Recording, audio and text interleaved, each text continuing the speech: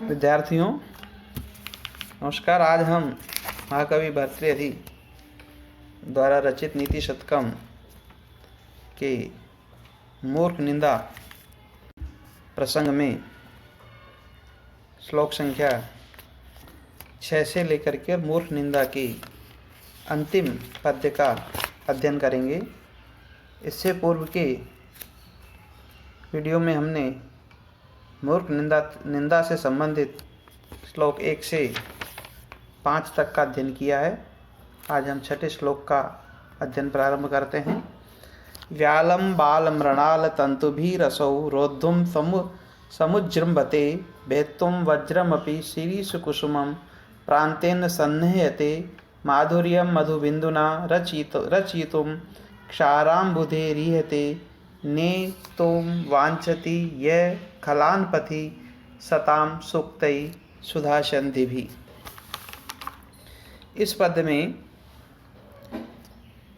महाकवि भर्तृहरि के द्वारा ऐसे व्यक्तियों के स्वभाव का या ऐसे मूर्ख लोगों के स्वभाव का वर्णन किया गया है जिसमें उपदेशों से सन्मार्ग की ओर उन्हें नहीं लाया जा सकता। इस विषय में कवि ने कहा कि व्यालम बाल मृणाल तंतुभिरसौ रोद्धुम समुजृंभते भेत्तुं वज्रम अपि शिरीषकुसुम प्रान्तेन सन्निह्यते माधुर्यं मधुबिन्दुना रचितुं क्षाराम्बुधेरिहते नेतुं वाञ्छति यः खलान्पथि सतां सूक्तै सुधासन्धिभिः। वह मनुष्य हाथी को कमल के दंड के तंतुओं को से बांधने का प्रयत्न करता है, शीरीष पुष्प की नोक से कठोर हीरे को काटने का प्रयत्न करता है तथा मधु शहद की एक बूंद मात्र से खारे समुद्र में मिठास लाने की चेष्टा करता है, जो लोगों को अमृत युक्त सुवचनों से सुंदर वचनों से सज्जनता के मार्ग में ले जाना चाहता है। अर्थात कवि यहाँ यह कहना चाहता है कि मूर्ख व्यक्तियों को अमृत वर्षा रूपी सुंदर वचनों से सज्जन मार्ग पर यदि ले जाने का प्रयास किया जाता है तो इसका मतलब ये हुआ कि वह मनुष्य, ऐसा प्रयास करने वाला मनुष्य हाथी को कमल के दंड के तंतुओं से बांधने का प्रयास करता है। अर्थात जैसे कि कमल दंड से हाथी को बांधना संभव नहीं है, शीरीष पुष्प की नोक से कठोर हीरे को काटने का प्रयत्न करता है। अर्थात कठोर हीरे को शीरीष पुष्प की नोक से नहीं काटा जा सकता और मधु अर्थात शहद की एक बूंद मात्र से सारे खारे समुद्र को मीठा करने की चेष्टा करता है। अर्थात जिस प्रकार ये प्रयत्न किए जाते हैं और वे सब असफल होते हैं, उसी प्रकार से सज्जन मार्ग पर ले जाने के लिए मूर्ख व्यक्ति को यदि कोई अमृत वर्षा रूपी वचनों से युक्त उपदेश देता है तो उसका भी ऐसे उस मूर्ख व्यक्ति को सुधारना या उसे सन्मार्ग पर ले जाना असंभव कार्य है। इस पद्य में शार्दूल विक्रीडितम छंद का प्रयोग हुआ है।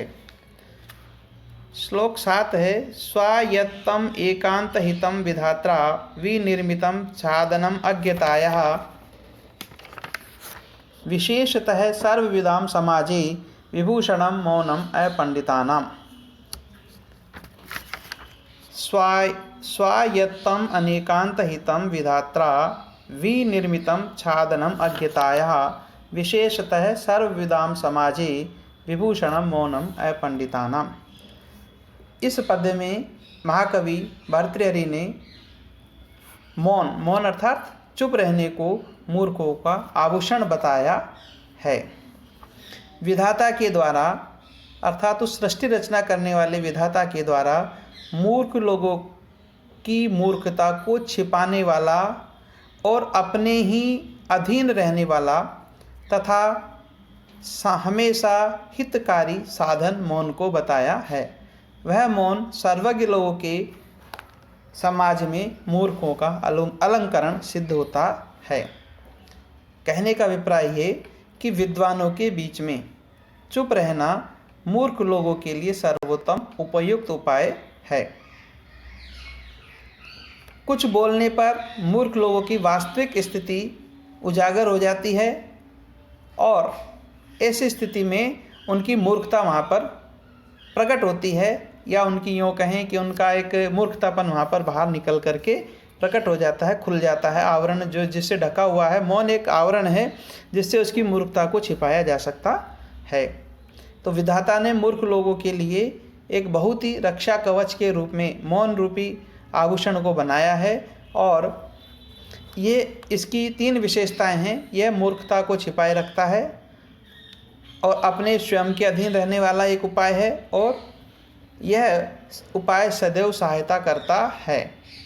तो विद्वानों के समाज में मूर्खता को छिपाए रखने वाला मौन जैसा और उपाय कहाँ मिल सकता है। अतः वस्तुतः अज्ञानी लोगों के लिए यह आभूषण ही सिद्ध होता है। 8वां श्लोक है, मूर्खता से संबंधित है, मूर्ख पद्धति के अंतर्गत है। यदा किंचित जज्ञो अहम गज इव मदांध संभवम तदा सर्वज्ञो अस्मि इति अभवत अवलिप्तम मम मनः यदा किंचित किंचित बुद्ध जन सकाशाद अवगतम तदा मूर्खो अस्मि इति ज्वर इव मदो में व्यपगतः है। इस पद्य में कवि ने कहा है कि अपनी अज्ञानता की जानकारी होना ज्ञान का प्रथम सोपान होता है।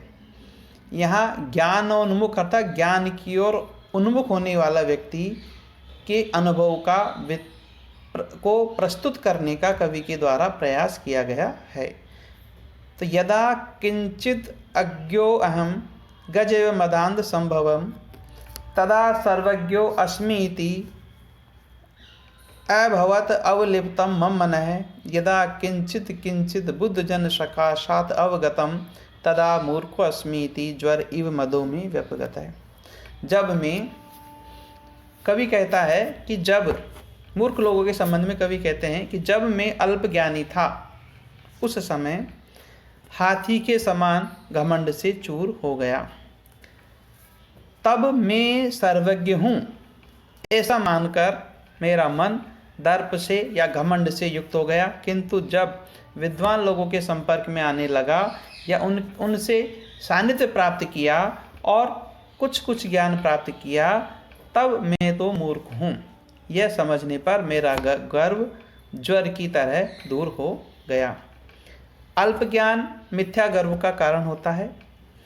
कवि आत्म अनुभव कथन की पद्धति का अनुसरण करता हुआ कहता है कि अल्प ज्ञान से मैं मदमस्त हाथी की तरह दर्पांध हो गया था। अपनी अज्ञानता का ज्ञान होने पर वह मेरा अज्ञानता रूपी जो अंधकार था वह तुरंत दूर हो गया। वह कैसे दूर हुआ? विद्वानों की संगति में निरंतर रूप से रहने पर। जिस प्रकार से कि ज्वर से पीड़ित व्यक्ति को यदि औषधि का सेवन करा दिया जाता है तो वह ज्वर तुरंत ही उस औषधि के प्रभाव से दूर हो जाता है, उतर जाता है, वैसे ही अपने ज्ञान की सीमाओं का बोध होने पर मिथ्या गर्व स्वतः ही दूर हो जाता है। अपनी अल्पज्ञता को पहचान कर ज्ञान की दिशा की ओर अग्रसर होने के लिए ये आवश्यक है कि बुद्धिजनों के लोगों में या विद्वान जनों के लोगों में निरंतर रूप से उनसे संपर्क में रहें और अपनी अज्ञानता रूपी जो अंधकार है उस अज्ञानता रूपी अंधकार को दूर करें। 9वां श्लोक है, क्रमिकुल चित्तम लाला क्लिन्नम विगंधि जुगुप्सितम निरूपम रस प्रीत्या खादन खरास्ति निरामिषम सुरपतिमपि स्वपार्श्वस्थम विलोक्य न शंकते नहि गणयति क्षुद्रो जंतु परिग्रह फलगुताम। यहाँ इस पद में कवि के द्वारा बताया गया है कि नीच मनुष्य तुच्छ वस्तु को भी महान मानता है।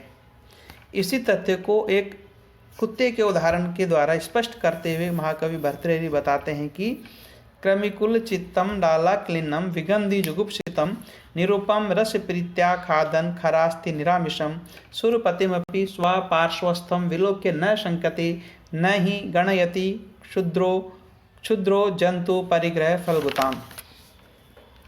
कीड़ों के समूह से युक्त, लार से गीली हुई, दुर्गंधपूर्ण, घृणित एवं मांस रहित गधे की हड्डी को अत्यधिक स्वाद एवं प्रीति से प्रेम पूर्वक रूप से खाता हुआ कुत्ता अपने समीप में स्थित इंद्र को देखकर भी लज्जित नहीं होता है, क्योंकि नीच प्राणी अपनी वस्तु की तुच्छता को नहीं गिनता है।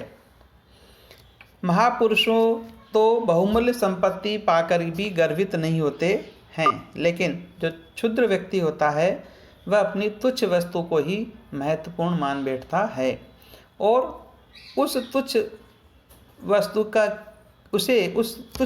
वस्तु की तुच्छता का भान नहीं होता है। ऐसी स्थिति में वह अपने पास विधाता को भी उपस्थित होकर देखकर भी लज्जा का अनुभव नहीं करता है।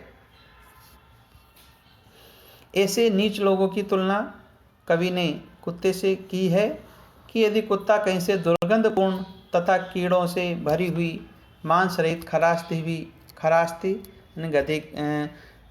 गधे की हड्डी को प्राप्त कर लेता है तो वह बड़े उत्साह के साथ उसमें ही आस्वादन करता हुआ रस का आनंद अनुभूति प्राप्त करता है, और उसके पास यदि स्वयं विधाता भी आकर के खड़ा हो जाए तो वह उसे लज्जा अनुभव नहीं होती है। 10वां श्लोक है, श्रीरः सार्वं स्वर्गात् पशुपति शिरस्त क्षितिधरम महीग्रहात् उत्तुंगाद अवनिम अवनिश्चापि जलधिम अधो अधो गंगेयम पदम उपगताम स्तोकम अथवा विवेक भ्रष्टानां भवति विनिपात शतमुखम। इस पद्य में यह बताया गया है कि विवेक से शून्य व्यक्ति की सैकड़ों प्रकार से पतन होता है। उसके उदाहरण में पतन की गाथा के संबंध में, पतन की कहानी के संबंध में गंगा का दृष्टांत देकर के बतलाया गया है कि शिरः सार्वं स्वर्गात् पशुपति शिरस्त क्षितिधरम महीग्रहात् उत्तुंगाद अवनिम अवनेश्चापि जलधिम अधो अधो गंगे इयम पदम उपगताम स्तोकमथवा विवेक भ्रष्टानां भवति विनिपात है शतमुखम। शतमुख है जो गंगा स्वर्ग से भगवान शंकर के मस्तक पर, फिर शिव के मस्तक से हिमालय पर्वत पर, तत्पश्चात उस पर्वत से पृथ्वी पर आई और पृथ्वी से समुद्र को प्राप्त हो गई। यह गंगा नीचे नीचे की ओर अर्थात ऊपर से आती हुई नीचे नीचे पतन की ओर चली गई, अत्यंत तुच्छ व निम्न स्थान पर पहुंच गई। वास्तव में विवेक शून्य लोगों का पतन सैकड़ों प्रकार से, अनेक प्रकार से होता है। विवेक मनुष्य की प्रगति का और एवं उसके अस्तित्व की रक्षा का एक प्रमुख आधार होता है। जब मनुष्य विवेक खो देता है, करणीय और अकरणीय कार्यों के संबंध में सोचने विचारने की शक्ति से शून्य हो जाता है, सोचने विचारने की शक्ति से शून्य हो जाता है तो उसका पतन आरंभ हो जाता है। एक बार पतन का क्रम प्रारंभ हो जाने पर उसका अवसान कहाँ होगा वह कोई नहीं जान सकता। परम पवित्र भागीरथी का उदाहरण इस तथ्य को उजागर करता है कि गंगा ने एक बार स्वर्ग को छोड़ने का विवेक शून्य निर्णय किया तो फिर वह कहीं स्थिर नहीं रह सकी और गिरती हुई पतन की ओर चली गई और स्वर्ग से शिव के मस्तक पर, वहाँ से हिमालय, हिमालय से पृथ्वी पर और वहाँ से सागर समुद्र तक पहुँच गई। विवेक भ्रष्ट व्यक्ति एक बार पतन की ओर बढ़ जाता है तो उसका संभलना बड़ा कठिन हो जाता है। अतः अधः पतन की सीमा नहीं रहती है। इसलिए हमें यदि व्यक्ति किसी दुर्व्यसन में फंस जाए तो ऐसे उस दुर्व्यसन, उसके दुष्टता को, उसके दुष्चक्र में फंसने पर वह उसे भटका देता है, सन्मार्ग से दूर कर देता है। अतः मनुष्य को अपना विवेक नहीं खोना चाहिए और मर्यादा के साथ में व्यवहार करना चाहिए।